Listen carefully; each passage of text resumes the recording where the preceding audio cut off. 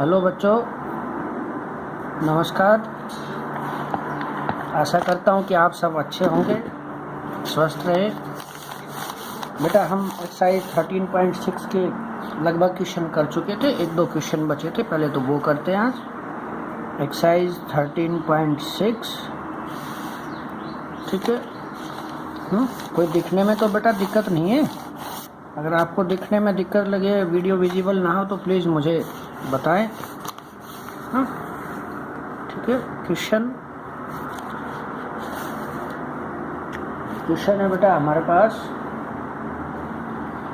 The foot of perpendicular drawn from the origin. मान लो बेटा ये ओरिजिन है ना, ये ओरिजिन है, ओ कोऑर्डिनेट होंगे इसके 0 0 0।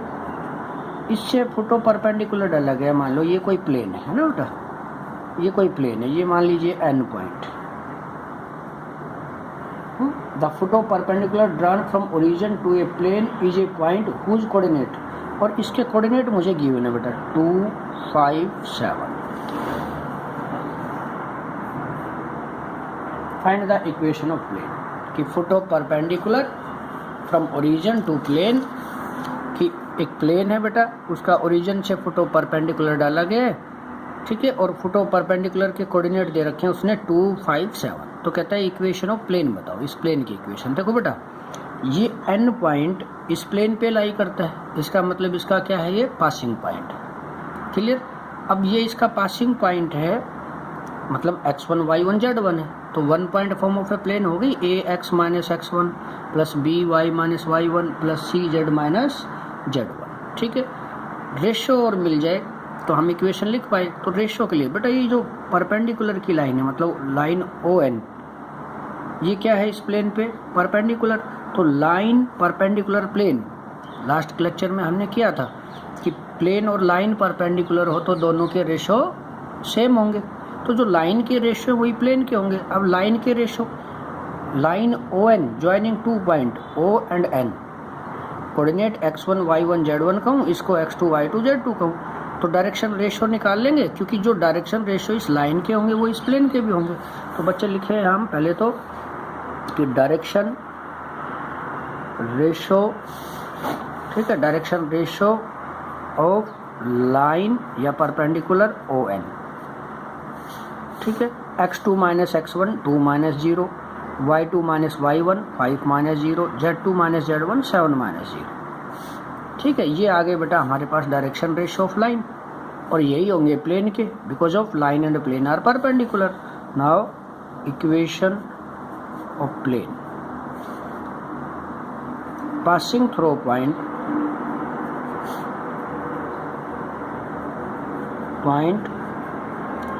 2 5 n and डायरेक्शन रेशो। बेटा डायरेक्शन रेशो क्या होंगे इसके, एंड डायरेक्शन रेशोज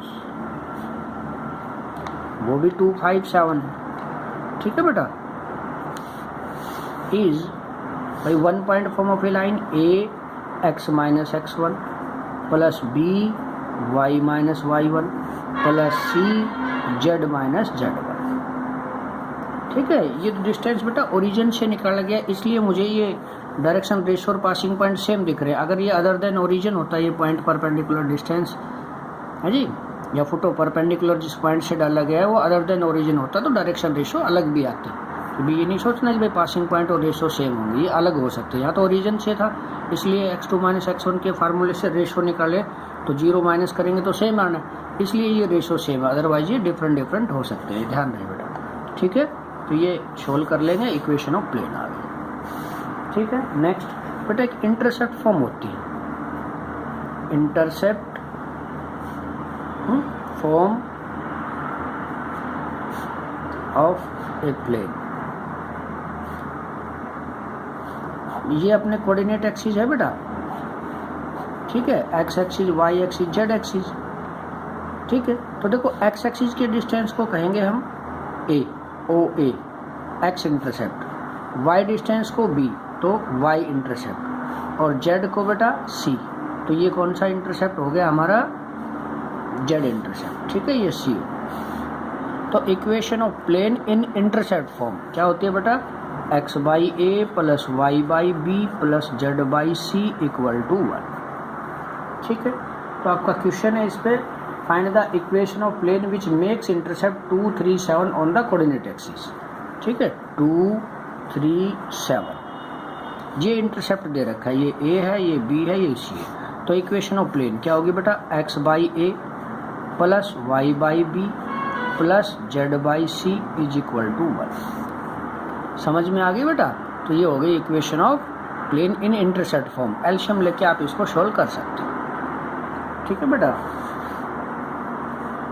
एक मुझे गिवन है equation of plane 2x plus 3y minus z is equal to 6।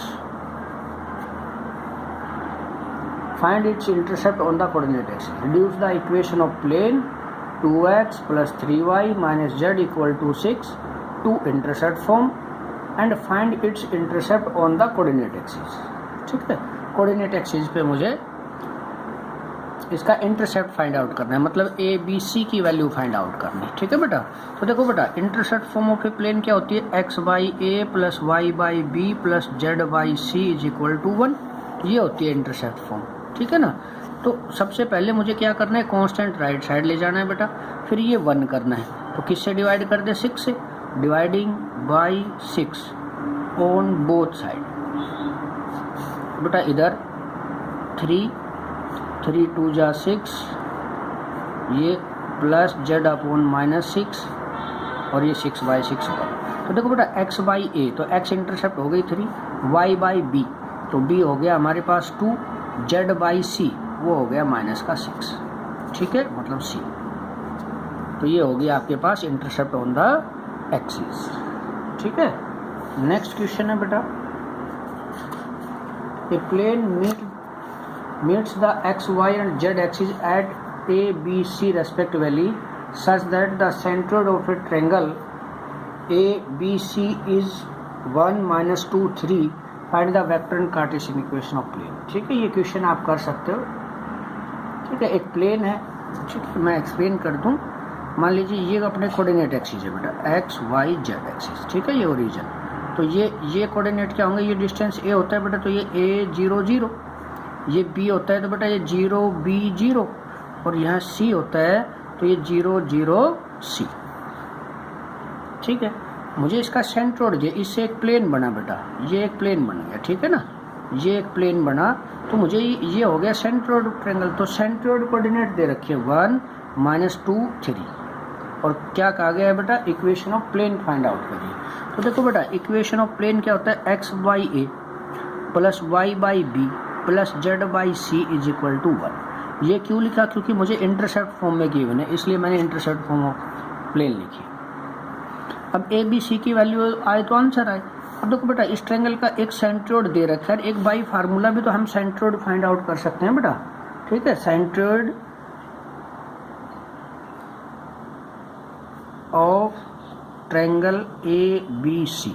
तो centroid of triangle A B C क्या होगा बेटा, भाई सेंट्रोइड फार्मूला क्या है कि एक्स एक्स कोऑर्डिनेट ऐड करे बाई 3, तो a प्लस 0 प्लस 0 तो a बाई 3, ऐसे b वाले ऐड करें, y वाले 0 प्लस b प्लस 0 तो b बाई 3, ऐसे ही z कोऑर्डिनेट है। ठीक है बेटा, एंड गिवन, भाई गिवन भी तो है मेरे पास सेंट्रोइड 1, -2 और 3, तो दोनों को इक्वेट कर सकते हैं ना बेटा।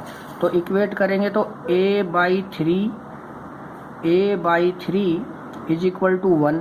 इट मीन्स मुझे यहाँ से a मिल गया कितना बेटा 3। ऐसे ही बेटा ये b by 3 is equal to -2, तो b मिल गया माइनस का 6। ठीक है, और c बाई 3 इक्वल टू 3, तो यहाँ से मुझे c मिल गया आपका 9, और मुझे a b c तो चाहिए था। Now put the value of a b c in first, वो रिक्वायर्ड इक्वेशन ऑफ प्लेन। ठीक है बच्चे, तो ये एक्सरसाइज बेटा कंप्लीट हो गई है। आज नेक्स्ट एक्सरसाइज की बात करेंगे। ठीक है, तो नेक्स्ट एक्सरसाइज है आपकी angle between the planes. Exercise 13.7 angle between two planes. तो प्लेन है क्या, R1 dot N1 is equal to क्या हो, दूसरा है बेटा R2, दो इक्वेशन दे रखी है मुझे प्लेन की वेक्टर फॉर्म में, ठीक है, और मुझसे कहा जा रहा है कि angle between plane find out करिए। तो बेटा एंगल बिटवीन प्लेन का फार्मूला क्या है, cos theta N1 dot N2 upon magnitude of N1 into magnitude of N2। ये तो जब है जब आपके पास वेक्टर फॉर्म दे रखी हो बेटा, ठीक है ना। दूसरा कार्टेशियन फॉर्म दे रखी हो प्लेन की, ये form normal form ax plus by plus cz plus d equal to 0, ठीक है, ये फॉर्म दे रखी हो, ठीक है। दो इक्वेशन ऑफ प्लेन, 2 इक्वेशन दे रखी है बेटा ये। तो ये फर्स्ट में a1 b1 c1 d1, ये a2 b2 c2 d2, मतलब रेशो दे रखे हैं, सीधी सीधी बात है। तो एंगल बिटवीन टू प्लेन का फार्मूला जो पहले करते आए हैं, a1 a2 plus b1 b2 plus c1 c2 upon a1 square b1 square c1 square root into a2 square plus b2 square plus c2 square. ये जब आपके पास कार्टेशियन फॉर्म दे रखी है और नॉर्मल फॉर्म ऑफ प्लेन दे रखी हो तब formula, ठीक है ना। अच्छा, और ये हम पहले पढ़ चुके हैं कि भाई टू प्लेन्स परपेंडिकुलर, मैं लास्ट लेक्चर में आपको करा चुका हूँ ये कंडीशंस कि दो प्लेन परपेंडिकुलर होंगे तो क्या होगा बच्चे, डायरेक्शन रेशोज मल्टीप्लाई सम 0, और दो प्लेन पैरेलल होंगे तो दोनों के रेशो सेम होंगे बेटा, ठीक है। अब क्वेश्चन है बेटा,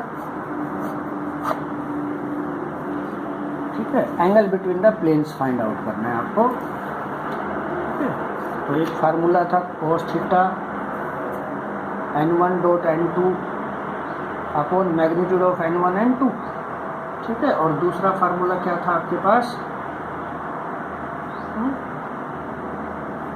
देखो ये है फर्स्ट क्वेश्चन है बेटा, एक क्वेश्चन ले लेते हैं कि R dot 2i plus 3j minus 6k equal to 3, और दूसरी इक्वेशन है बेटा हमारे पास R dot i minus 2j plus 2k is equal to 5। Angle between two planes find out करना है मुझे, ठीक है बेटा। तो एंगल बिटवीन टू प्लेन का फार्मूला क्या था, cos theta N1 dot N2 upon magnitude of N1 N2। तो देखो बेटा R dot N equal to क्या हो, मतलब ये फर्स्ट में ये N1 है, सेकंड में ये N2 है, तो यहाँ क्या करना है, cos theta N1 dot N2 upon magnitude of N1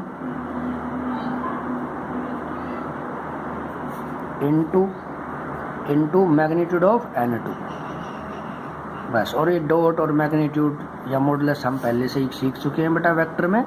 तो कोस थीटा, दो वेक्टर की डॉट करनी है, I dot I1 J dot J1 और K dot K1 upon magnitude of 4 9 36 1 4 4, solve करके जो भी आए बेटा वो एंगल बिटवीन टू प्लेन्स हो, ठीक है, समझ में आई। नेक्स्ट क्वेश्चन है बेटा, प्लेन्स आर परपेंडिकुलर। तो बेटा दो प्लेन परपेंडिकुलर कब होंगे, जब N1 डॉट N2, मान लो इन दोनों की डॉट की है, अगर ये 0 आ जाती तो हम कहते हैं ये परपेंडिकुलर, 0 नहीं आए तो नॉट परपेंडिकुलर। ऐसे अगर आपके पास कार्टेशियन फॉर्म दे रखी है बेटे,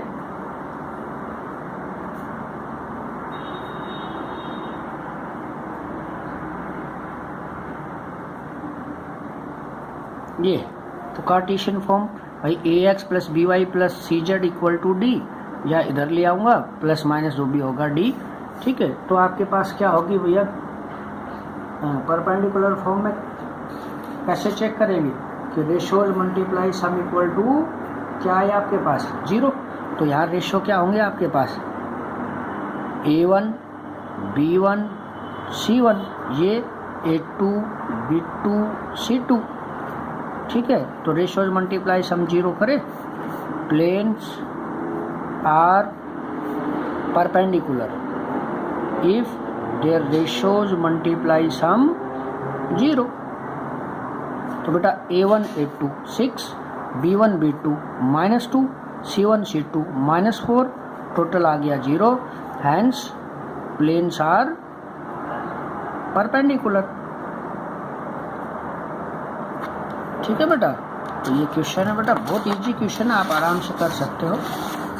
ठीक है, नेक्स्ट क्वेश्चन है बच्चे,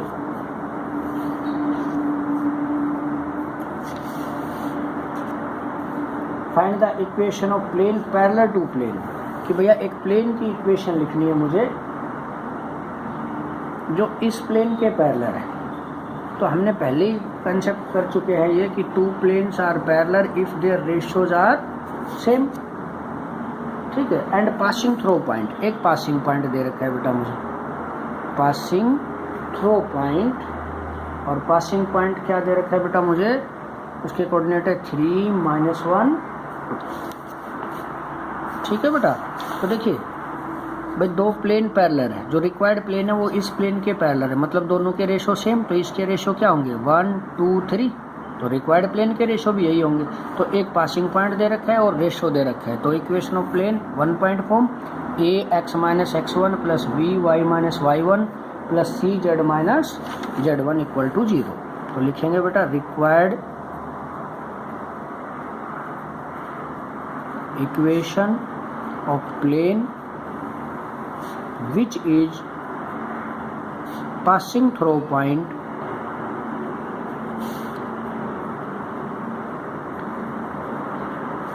कोऑर्डिनेट दे रखे बेटा 3 -1 2 एंड डायरेक्शन रेशोज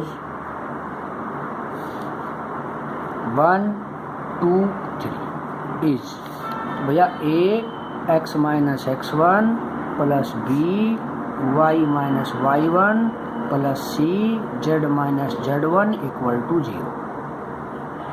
ठीक है, समझ में आ गई बात ये। ठीक है, तो देखो बेटा यहाँ भाई ये रेशो a है 1, x - x1 3 + b है 2, y - y1, y1 है -1 तो ये +1, c z - z1 = 0। ठीक है बेटा, प्लस माइनस कर लेंगे जो भी होगा आपका answer.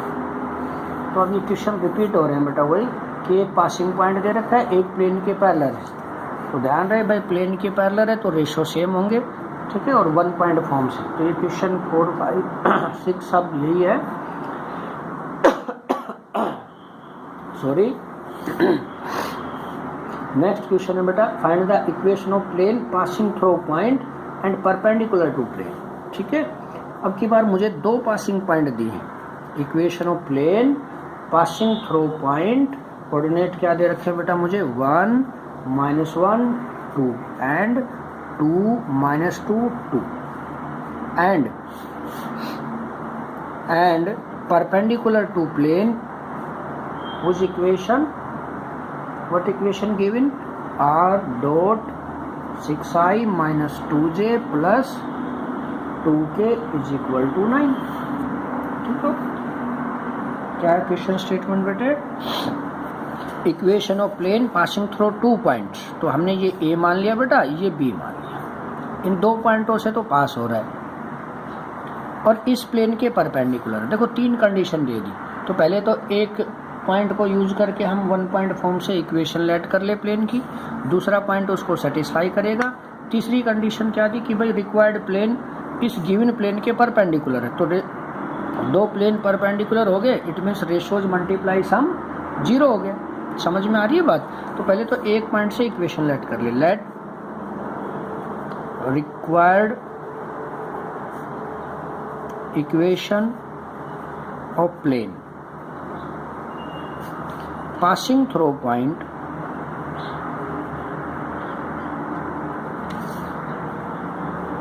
coordinate a 1 -1 2 and direction ratios, भाई ये नहीं दे रखे, हम मान लेते हैं बेटा a b c, ये हमने मान लिया। ठीक है, इज भाई 1 पॉइंट फॉर्म क्या थी, a x - x1 + b y - y1 + c z - z1 = 0।